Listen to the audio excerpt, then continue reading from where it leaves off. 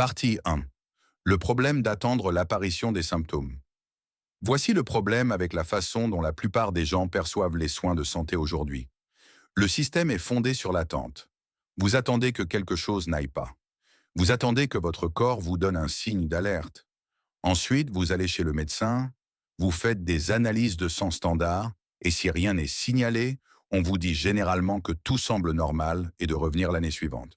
Mais ce que la plupart des gens ne réalisent pas, c'est qu'au moment où les symptômes apparaissent et au moment où les analyses de routine commencent enfin à sembler anormales, le processus de la maladie peut s'être déjà installé silencieusement depuis des années. Dans certains cas, il peut s'être développé pendant des décennies. À ce stade, les dommages peuvent déjà avoir commencé à l'intérieur du corps. Et au lieu de prévenir la maladie de manière précoce, de nombreuses personnes finissent simplement par la gérer plus tard avec des médicaments à long terme, des effets secondaires à long terme et des maladies chroniques qui auraient pu être détectées beaucoup plus tôt. C'est pourquoi ces 4 analyses de sang sont importantes. Elles peuvent révéler des problèmes cachés bien avant l'apparition des symptômes, mais la plupart des gens ne les font pas dans le cadre des soins de routine. Partie 2. Pourquoi l'interprétation des tests est importante? Mais connaître le nom de ces tests n'est que la moitié du chemin. L'autre moitié consiste à comprendre ce que les résultats signifient réellement. Et c'est là que les choses peuvent se compliquer, car de nombreux médecins ne prescrivent pas ces analyses de façon systématique. Ainsi, même lorsque vous les demandez, il est possible que votre médecin ne soit pas tout à fait à l'aise pour interpréter la signification profonde qui se cache derrière les chiffres. Un résultat d'analyse isolé n'existe pas en soi. Le même chiffre peut signifier une chose pour une personne jeune, en bonne santé et sans antécédents familiaux, et quelque chose de très différent pour une personne plus âgée, en surpoids, présentant une inflammation, une résistance à l'insuline ou un risque élevé de maladie cardiaque. Votre âge compte. Vos autres marqueurs sanguins comptent. Vos antécédents familiaux comptent. Votre mode de vie et vos facteurs de risque comptent. C'est pourquoi vous ne devez pas vous contenter de mémoriser le nom des tests. Vous devez comprendre l'interprétation suffisamment bien pour avoir une véritable conversation avec votre médecin. Poser de meilleures questions et défendre vos propres intérêts. Partie 3. Test numéro 1. La CRP ultrasensible. Le premier test s'appelle la CRP ultrasensible, souvent abrégée en HSCRP. Il s'agit d'une analyse de sang qui mesure l'inflammation à l'intérieur du corps. Et l'inflammation est importante car elle est l'une des forces silencieuses à l'origine de nombreuses maladies chroniques que les gens redoutent le plus, notamment les maladies cardiaques, les accidents vasculaires cérébraux, le cancer et même la démence.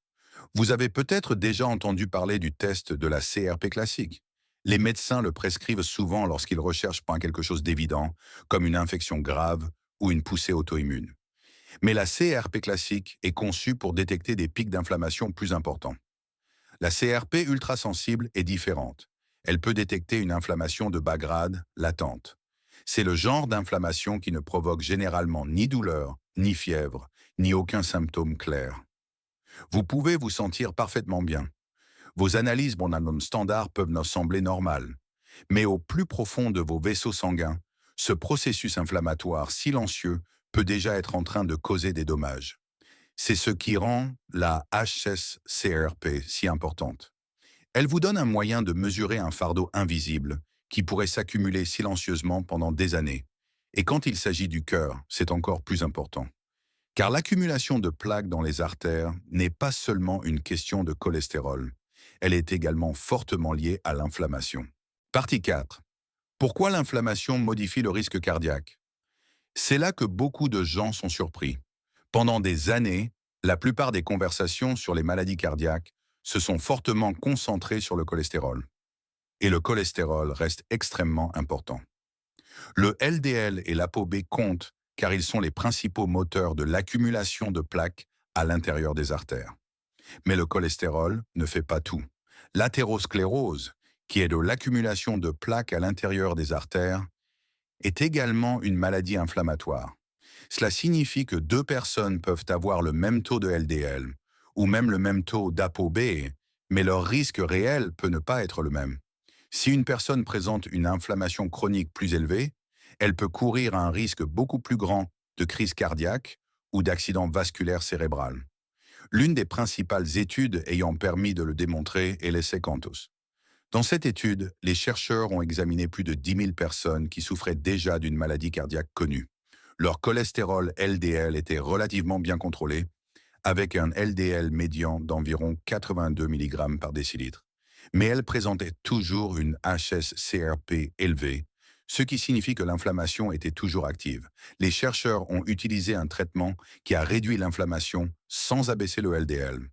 Et rien qu'en réduisant l'inflammation, les événements cardiovasculaires majeurs ont chuté de 15%. Fait encore plus frappant, les personnes qui ont ramené leur HSCRP en dessous de 2 ont vu une réduction de 25% des événements cardiovasculaires majeurs et une réduction de 31% des décès toutes causes confondues. Partie 5. Comment interpréter la HSCRP et trouver la cause profonde? Alors, comment devriez-vous considérer la HSCRP? En général, l'objectif est de maintenir ce chiffre en dessous de 1. Si votre HSCRP est élevé, la solution n'est pas simplement de l'ignorer parce que votre cholestérol semble normal. Il ne s'agit pas non plus d'essayer de forcer le chiffre à baisser sans se demander pourquoi il est élevé en premier lieu. La vraie question est, qu'est-ce qui provoque l'inflammation? Dans de nombreux cas, la cause est quelque chose qui se passe en amont. Il peut s'agir d'une résistance à l'insuline. Il peut s'agir d'un excès de poids corporel, en particulier de graisse viscérale. Il peut s'agir d'un mauvais sommeil, d'un stress émotionnel chronique ou même d'une mauvaise santé dentaire. Ces éléments peuvent sembler sans rapport au premier abord, mais ils peuvent tous contribuer à une charge inflammatoire plus élevée à l'intérieur du corps. Et c'est pourquoi la HSCRP peut être si puissante. Elle ne se contente pas de vous dire que l'inflammation existe, elle vous donne un indice que quelque chose de plus profond nécessite de l'attention avant de devenir une maladie majeure. Donc, si l'inflammation peut augmenter silencieusement votre risque cardiaque pendant des années, qu'en est-il des problèmes de glycémie qui restent cachés même lorsque le glucose semble normal?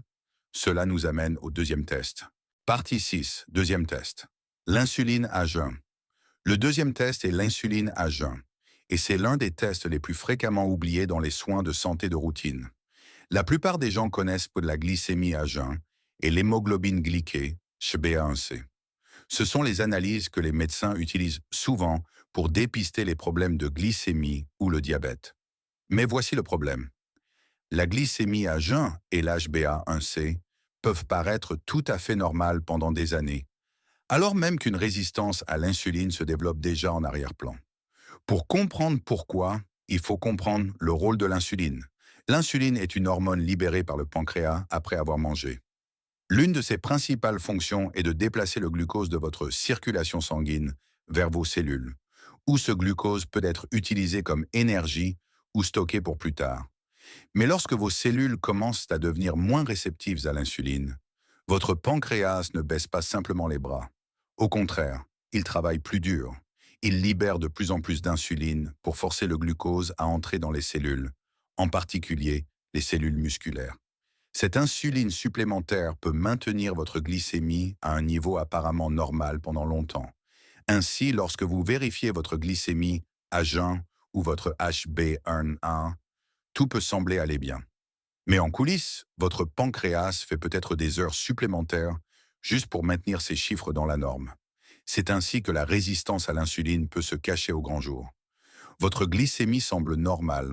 Vos analyses de routine ne déclenchent aucune alarme et on peut vous dire que tout va bien. Mais le véritable signe d'alerte pourrait déjà être là si vous vérifiez l'insuline à jeun. Et si vous captez ce signal tôt, vous avez peut-être une occasion majeure d'inverser le processus avant qu'il ne se transforme en diabète ou ne cause des dommages organiques à long terme. Partie 7. Pourquoi un taux d'insuline élevé est dangereux et comment l'améliorer? Une insuline chroniquement élevée n'est pas inoffensive. Même si votre glycémie semble encore normale, un taux d'insuline élevé peut discrètement créer des problèmes dans tout le corps. Il peut favoriser l'accumulation de graisse viscérale, cette graisse abdominale profonde qui entoure les organes internes. Il peut augmenter la tension artérielle. Il peut accélérer la formation de plaques à l'intérieur des artères et augmenter le risque d'athérosclérose. Et les dégâts ne s'arrêtent pas là. Un taux d'insuline élevé est également lié à la stéatose hépatique, foie gras, à un risque accru de cancer, à une altération des fonctions cérébrales et, avec le temps, il peut contribuer au développement de la démence. C'est pourquoi attendre que la glycémie à jeun ou l'HbA1c devienne anormale peut être une grave erreur. À ce stade, le corps lutte peut-être déjà depuis des années. Une étude publiée dans The Lancet a montré que des taux d'insuline élevés pouvaient prédire le diabète de type 2 jusqu'à 13 ans avant le diagnostic réel. Pensez-y, 13 ans, ce n'est pas une petite fenêtre. C'est une longue période pendant laquelle une personne aurait pu agir tôt et potentiellement inverser le processus avant que des dommages graves ne se développent. Quant à l'interprétation, la plage normale, exacte, peut varier en fonction du laboratoire, de l'âge, du sexe et de la composition corporelle. Mais en général, un taux d'insuline à jeun autour de 9 suggère souvent une résistance à l'insuline. Une cible plus optimale se situe souvent en dessous de 5 ou 6. La bonne nouvelle est que la résistance à l'insuline précoce est hautement réversible. Réduire les glucides transformés et les sucres ajoutés, développer la masse musculaire grâce à l'entraînement en force, ajouter du cardio à différentes intensités et améliorer le sommeil peuvent tous faire une énorme différence lorsqu'ils sont mis en place tôt et de manière cohérente. Mais que se passe-t-il si votre cœur et votre cerveau manquent de quelque chose d'essentiel que la plupart des analyses standards ne mesurent jamais? Cela nous amène au troisième test. Partie 8. Troisième test. L'indice oméga 3. Le troisième test s'appelle l'indice oméga 3. Il s'agit d'une analyse de sang qui mesure le pourcentage d'EPA et de DHA dans les membranes de vos globules rouges. L'EPA et le DHA sont les deux principaux acides gras oméga 3 que la plupart des gens associent au poisson, à l'huile de poisson, à la santé cardiaque et à la santé cérébrale. Mais ce ne sont pas seulement des nutriments que l'on coche négligemment sur une liste. L'EPA et le DHA sont des composants structurels des membranes cellulaires dans tout votre corps. Ils sont particulièrement importants dans le cerveau, le cœur et les parois de vos vaisseaux sanguins. Ainsi, lorsque votre taux d'oméga 3 est trop bas, cela peut affecter des systèmes qui sont essentiels à la santé à long terme. C'est pourquoi l'indice oméga 3 peut être si utile. Il ne se contente pas de demander si vous mangez parfois du poisson ou si vous prenez un supplément. Il montre où en est réellement votre corps. La recherche indique généralement une fourchette cible d'environ 8 à 12%.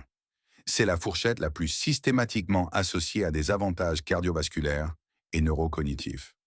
Cependant, de nombreuses personnes se situent plutôt autour de 6%, ce qui correspond à une catégorie de risque intermédiaire. Et si l'indice oméga 3 est de 4% ou moins, cela est considéré comme une zone à haut risque. À ce niveau, le risque devient beaucoup plus préoccupant. Un faible statut en oméga 3 a été associé à un risque plus élevé de maladies cardiaques, d'accidents vasculaires cérébrales, de mort subite d'origine cardiaque et de progression vers la démence, par rapport aux personnes qui sont à 8% ou plus. Partie 9. Pourquoi la dose d'huile de poisson seule ne suffit pas? À ce stade, beaucoup de gens pourraient penser « c'est exactement pour cela que je prends de l'huile de poisson ». Mais voici le problème. Prendre de l'huile de poisson ne signifie pas automatiquement que votre indice oméga 3 est au niveau où il devrait être. Les gens réagissent différemment à des doses différentes. Le résultat dépend de la formulation, de la quantité de PA et de DHA, de l'absorption, de l'alimentation et de la biologie individuelle. Ainsi, la dose standard inscrite sur le flacon peut ne pas suffire pour une personne, alors qu'elle peut être excessive pour une autre. Même la recommandation courante de manger 2 portions de poisson par semaine ne permet pas toujours d'atteindre la fourchette idéale de 8%. De nombreuses personnes ont besoin d'une supplémentation pour atteindre cet objectif. Mais cela ne signifie pas que plus est toujours mieux. Prendre des doses très élevées d'huile de poisson peut augmenter le risque de fibrillation auriculaire, un trouble grave du rythme cardiaque qui peut accroître le risque d'accident vasculaire cérébral et d'insuffisance cardiaque. C'est pourquoi l'approche la plus intelligente n'est pas de deviner, c'est de tester. Vérifiez périodiquement votre indice oméga 3, ajustez-le en fonction de votre résultat réel et évitez de traiter les suppléments comme une police d'assurance aveugle. Partie 10. Quatrième test. La vitamine D et le message final. Le quatrième test est la vitamine D. La vitamine D peut vous sembler familière, car presque tout le monde en a entendu parler. Mais le problème est que beaucoup de gens prennent de la vitamine D sans jamais vérifier leur taux sanguin. Ils choisissent une dose sur un flacon de supplément et supposent donc qu'ils sont couverts. Mais la dose n'est pas ce qui compte le plus. C'est le taux sanguin qui compte. La vitamine D n'est pas qu'une simple vitamine. Elle agit davantage comme une hormone stéroïdienne et aide à réguler plus d'un millier de gènes dans tout le corps. Les récepteurs de la vitamine D se trouvent dans de nombreux tissus et organes, y compris les cellules immunitaires, le cerveau, le cœur et l'intestin. Ainsi, lorsque la vitamine D est chroniquement basse, cela peut affecter de nombreux systèmes biologiques à la fois. De faibles niveaux ont été associés à un risque plus élevé de maladies cardiaques, de diabète, de maladies auto-immunes, de déclin cognitif plus rapide et de mortalité toutes causes confondues plus élevée. Certains experts visent un taux sanguin autour de 40 à 60, mais cela dépend de l'individu, de ses antécédents médicaux, de son poids, de son exposition au soleil, de la saison et de ses objectifs de santé. Il y a aussi un débat dans la recherche. Certaines études observationnelles associent des niveaux supérieurs à 40 à un risque de cancer plus faible, mais ces études peuvent être affectées par le biais de l'utilisateur sain. Le vaste essai Vital n'a pas montré de réduction globale du cancer invasif, mais certains sous-groupes, comme les personnes ayant un poids normal, ont semblé en bénéficier. Le message est simple, ne devinez pas. Faites des tests périodiquement, parlez-en à votre médecin et recherchez les problèmes avant que les symptômes n'apparaissent. La prévention commence lorsque vous arrêtez d'attendre que votre corps tombe en panne.